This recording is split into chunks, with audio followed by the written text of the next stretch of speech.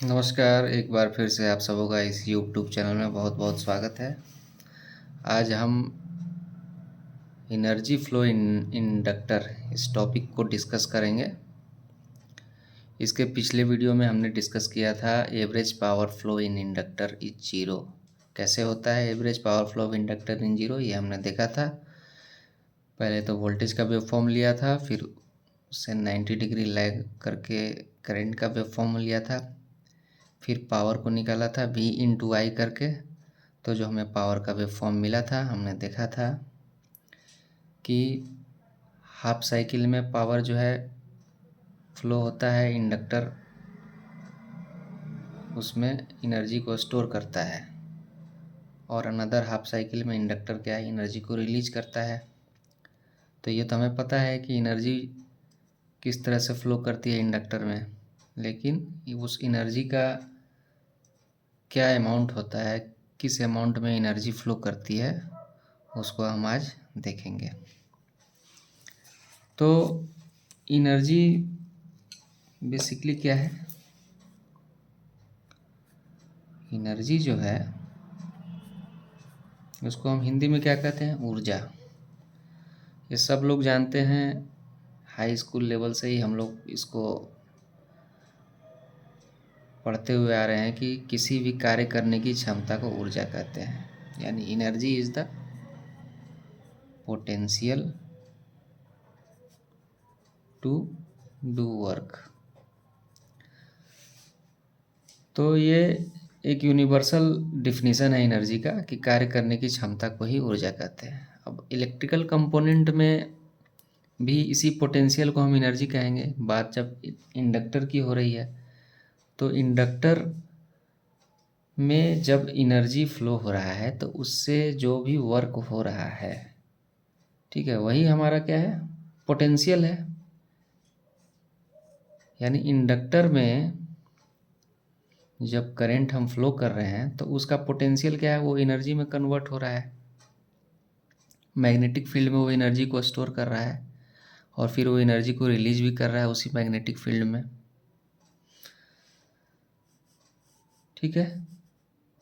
और हमने बताया था कि पावर जो क्या होता है, पावर बेसिकली होता है rate of flow of energy per unit time.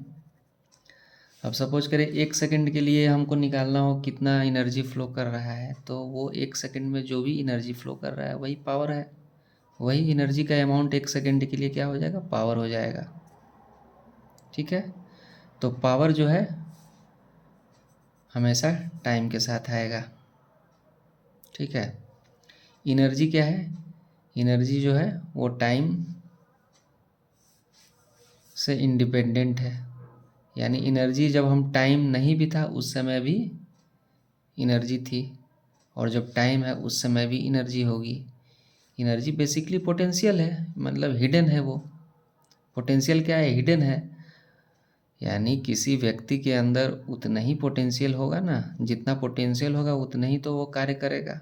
तो वो जो हिडन पोटेंशियल है वो टाइम से तो उसका कोई लेना देना है नहीं। ठीक है। तो एनर्जी जो है वो टाइम से उसका कोई लेना देना नहीं है। पावर की बात करेंगे तो उसी एनर्जी को जब हम टाइम के साथ रिलेट करते हैं तो क्या हो जाएगा? वो पावर हो जाएगा। अब मैथमेटिकल एक्सप्रेशन क्या होता है पावर का? अगर इलेक्ट्रिकल कंपोनेंट से कोई करंट और वोल्टेज फ्लो कर रही है तो हम जानते हैं कि V इंटू आई होता है। किसी टाइम पे कितना करंट है और उस टाइम पे जो भी वोल्टेज ड्रॉप है उस इलेक्ट्रिकल कंपोनेंट के क्रॉस, उसका मल्टीप्लिकेशन क्या है? उस टाइम का पावर है। ठीक है। अब इसको थोड़ा एक्सपेंड करते हैं। आई को इधर लेते हैं और V के जगह हम क्या लिख देते हैं? L D I by D T. ठीक है। इस तरह से क्या हो गया? P equals to L D I by D T. ये क्या हो गया हमारा? पावर हो गया।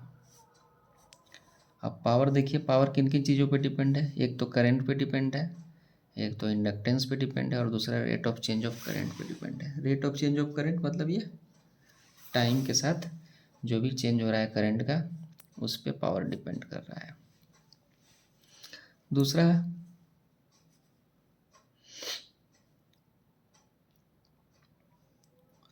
हम लोग क्या जानते हैं, एनर्जी इज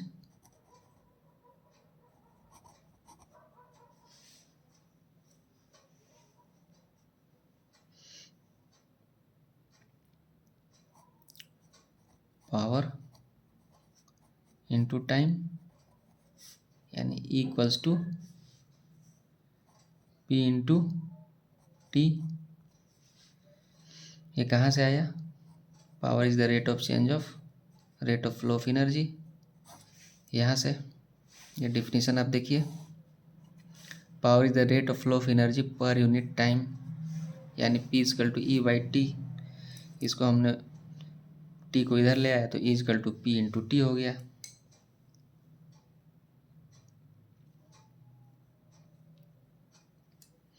अब इसको क्या करेंगे हम, अगर इंटीग्रेट कर दें, सॉरी एलिमेंटल एनर्जी हम निकाल लें तो क्या हो जाएगा, D into P into D T. ठीक है, मतलब एक कोई हम टाइम का कोई इंटरवल लेते हैं सपोज डी टी, तो उसमें कितना वर्क डन हुआ डी, उसको मल्टीप्लाई कर दिए पी से, पी इंटू डी टी। ये कहाँ से आ रहा है, ये सभी जानते हैं, D W equal to P into D T, यानी वर्क डन ही तो हमारा एनर्जी है ना, वर्क डन ही तो एनर्जी है।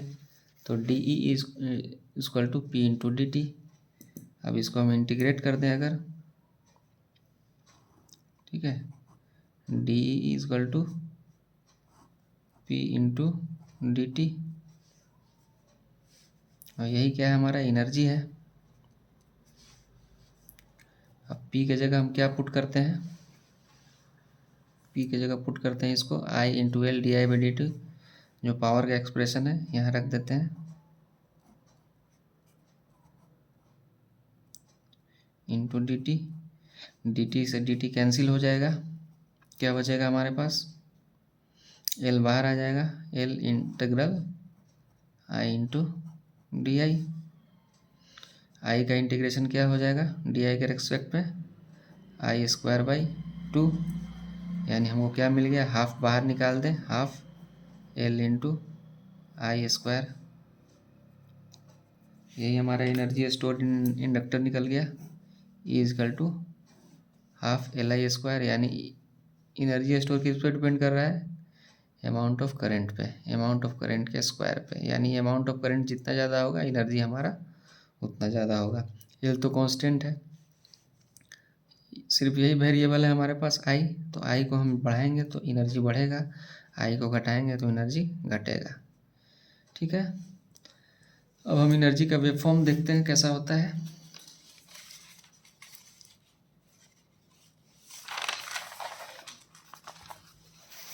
अब पावर का चूंकि हमने वेव फॉर्म देख लिया है,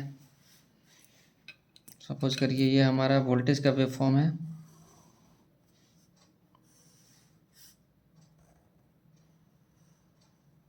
एक साइकिल का, ये पॉजिटिव हाफ साइकिल, ये नेगेटिव हाफ साइकिल, ये हो गया वोल्टेज, यहाँ टाइम है।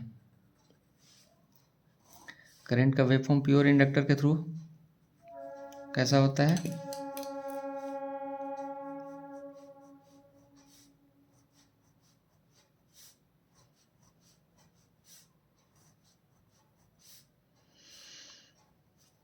जब वोल्टेज मैक्सिमम है तो करंट हमारा जीरो होगा, और वोल्टेज जब जीरो है तो करंट हमारा मैक्सिमम होगा, लेकिन 90 डिग्री पीछे से स्टार्ट होगा ये, तो ये 90 डिग्री इसके पीछे यहाँ है, यानी कि अगर हमको मैक्सिमम दिखाना होगा तो वोल्टेज के मैक्सिमम से करंट का मैक्सिमम 90 डिग्री पीछे, और वोल्टेज का जीरो जहाँ होगा तब नेक्स्ट जीरो में करंट का मैक्सिमम आएगा, नेक्स्ट मैक्सिमम आएगा, फिर यहाँ मैक्सिमम वोल्टेज, तो यहाँ करंट क्या हो जाएगा जीरो, यहाँ जीरो है वोल्टेज, तो करंट मैक्सिमम हो जाएगा। ठीक है, ये हो गया करंट का।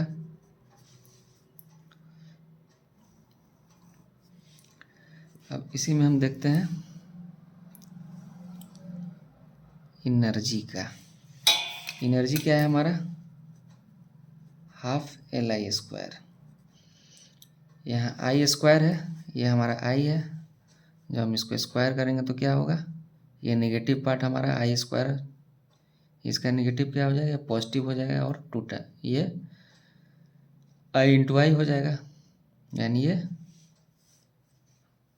और इसका एम्पलीट्यूड बढ़ जाएगा। यानी ये जो क्वांटिटी है इसकी दुगनी क्वांटिटी हमको सपोज यहाँ मिलेगी।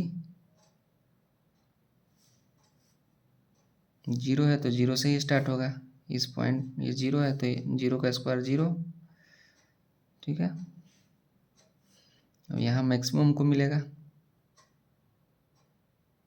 ये 0 का स्क्वायर 0 यहाँ पे, इसको हम थोड़ा सा बढ़ा ले रहे हैं, टाइम इंटरवल को यहाँ पर इसको हम शिफ्ट कर ले रहे हैं।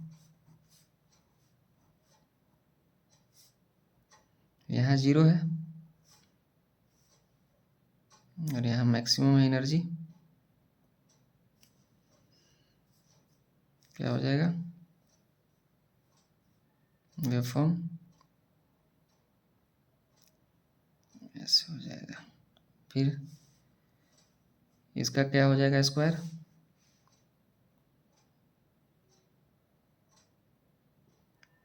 ये हो जाएगा।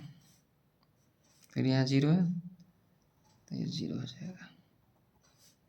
फिर ये निगेटिव है ये पार्ट, इसका स्क्वायर ये हो जाएगा,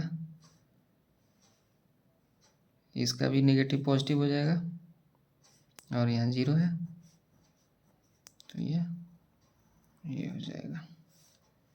यानी एक साइकिल यहाँ है इसका टी टी टी, यानी एक साइकिल के सप्लाई फ्रीक्वेंसी में इसका एनर्जी का वेवफॉर्म ये हो गया।